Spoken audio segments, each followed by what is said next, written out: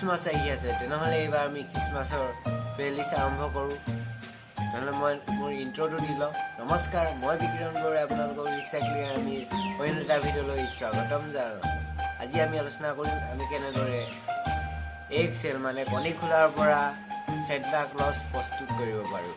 তেনেহ'লে দেৰি নকৰি আহক আমি ভিডিঅ'টো আৰম্ভ কৰোঁ।